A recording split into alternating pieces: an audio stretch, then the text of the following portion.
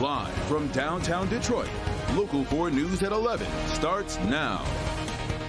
All eyes on Detroit. March Madness taking over Little Caesars Arena on night one of the NCAA Midwest Regional. Tonight's games are the kickoff of what's shaping up to be a busy few weeks downtown. Tigers opening day is next Friday, and the NFL draft now less than 30 days away. Glad you're with us tonight at 11. I'm Devin Skillian. So much going on. I'm Kimberly Gill. Tonight, college basketball fans from across the country made their way to Detroit to cheer on their teams. Jacqueline Francis is live outside LCA. Jacqueline, how are they enjoying themselves in our city? Oh, it's been a good night, and get this, it's 11 o'clock, and the madness continues here at Little Caesars Arena. Halftime for Game 2, that's Creighton versus Tennessee. Purdue took the first victory tonight not too long ago. Those fans left very happy. All of this putting a great spotlight on the city of Detroit. We're from Paulding, Ohio. From a small town called Greenville, Tennessee, northeast of Knoxville. I just came from Indiana. These guys came from Washington, D.C. It's the height of March Madness in downtown Detroit. We love Purdue, always have, always will. 2 games, 4 teams, all part of the Sweet 16.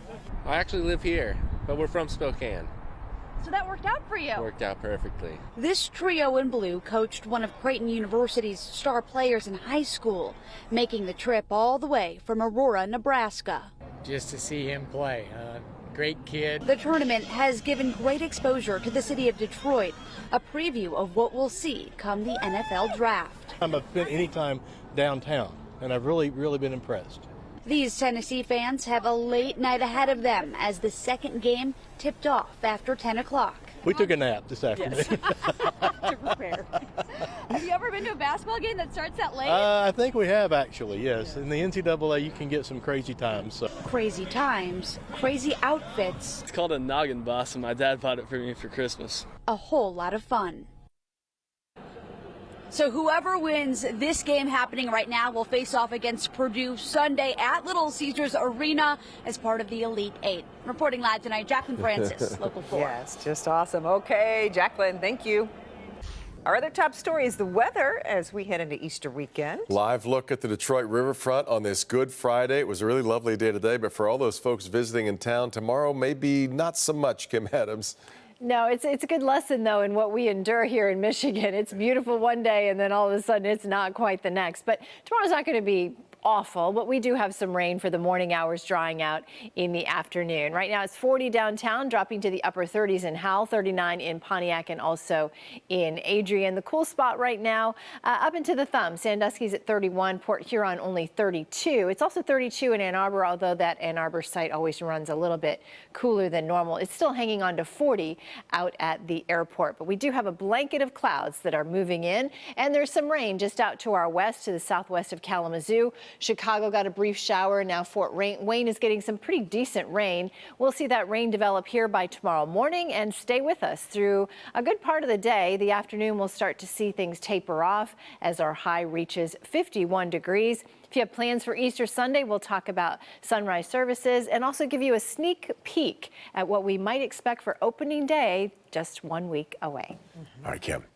It was March of 2015 when Judge Terrence Berg was shot taking out the trash at his home. Targeted for robbery, his shooting rocked the community and the Jesu parish, which the Berg family is a part of. That parish rallied, and each year on Good Friday, they came together to march against gun violence. Mara McDonald is live at the church tonight. Mara, this year, the Oxford High School shooting was top of mind. It was, Kimberly. You know, they had one of the teachers who was there the day of the shooting come and talk to the congregation about what it is like to survive something like that, but in addition, to really push for stricter gun laws. If I had the gift of prophecy, understanding all the mysteries there are. Jesu is a parish filled with doers, not just talkers. Each year on Good Friday, they come together to pray and walk to end gun violence. O God of compassion and peace, we light this candle as we hold the victims of violent gun crimes in our prayer. This year, Lauren Jasinski, a teacher at Oxford High the day of the shooting, came to talk about the aftermath. The future that they were denied matters so much. Hannah was on her way into my 5th hour class when she was killed. And we don't get to ever know what it was she was capable of. We don't get to ever know who she was going to be, even though we're confident that it was going to really be something, because she's incredible. But the reason for this annual event is Judge Terrence Berg. He was shot outside his Detroit home in March of 2015. He's made a full recovery. The Berg family is a vital part of this parish. We have a remarkable community, a loving community, beloved community, and I am totally sure that that's why I was able to recover so well. His honor tries to keep a low profile, but I caught up with him on the march, which exemplifies the spirit of care of this church community. It seems like it was just yesterday in many respects, and what I'm really happy about this year is that we're talking about the effect on the people who are left behind. Back here live, you will remember that when Judge Berg was shot outside his home, he was hit in the leg. You can see he was marching out there with everybody else. He really has made a wonderful recovery. We're live on Detroit's west side at J-Zoo. I'm Mara McDonald. Local 4. He really does look good, and hard to believe that was 8 years ago, Mara. Stunning. Yeah, we appreciate your story. All right, 3 U.S. Marshals are hurt trying to take a fugitive into custody in Warren. State police say the Detroit Fugitive Apprehension Team was making an arrest near the Days Inn on Van Dyke near 14 Mile. 3 marshals were dragged as the suspect tried to drive away. Shots were fired, but no one was hit. Suspect's car ended up slamming into another vehicle, pushing it through the wall of a room there at the Days Inn. The officers do have minor injuries from being dragged, and no one else was hurt. The suspect tonight in custody. Detroit police asking a gunman to turn himself in after 5 people were shot outside a Detroit bar. It happened outside the Blues Bar and Grill on the city's west side. Officers say it started with a fight over a parking space. One man left but then came back with a gun. Investigators have released surveillance video to help find the shooter. He drove off in a dark-colored SUV, possibly a Hyundai. The victims are expected to recover. The body of a 21-year-old jet skier who went missing last night in Anchor Bay has been found. Police say Jonathan Kloss and a 19-year-old friend took 2 jet skis out yesterday but didn't come back by 7 p.m. as was expected. First responders rescued the teenager from the water. He's in the hospital. Sheriff's office continues to investigate, though, what went wrong, though there is no sign right now of criminal activity of any kind. A massive cleanup effort underway to try to remove the mangled remains of the Francis Scott Key Bridge from the top of a container ship in Baltimore Harbor. The largest crane on the East Coast arrived near the scene. The governor says it can lift 1,000 tons of debris, but the weight of the bridge sitting on top of the cargo ship is between 3,000 and 4,000 tons. All that metal will need to be chopped into pieces and cleared before the vessel can be moved and the channel can be reopened.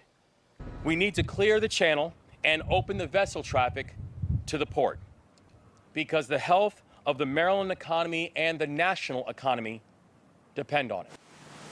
Meanwhile, the search and recovery effort continues for the 4 missing construction workers. President Biden plans to visit Baltimore next week. He's already authorized an initial $60 million to pay for recovery work. Pope Francis skipped the traditional Good Friday procession at the Colosseum in Rome. Francis was expected to preside over the Way of the Cross procession, which reenacts Christ's passion and crucifixion. Just as the event was about to begin, the Vatican announced that he was following the event from his home at the Vatican. Vatican says the decision was made to protect the Pope's health. He is scheduled to preside over a lengthy evening Easter vigil in St. Peter's tomorrow. Former President Trump is asking the appeals court to overturn the ruling on Georgia District Attorney Fani Willis. Trump, along with 8 co-defendants, are appealing the decision to keep Willis on the Georgia election interference case. Willis is prosecuting Trump for trying to overturn his 2020 election defeat. She had a romantic relationship with a former top deputy.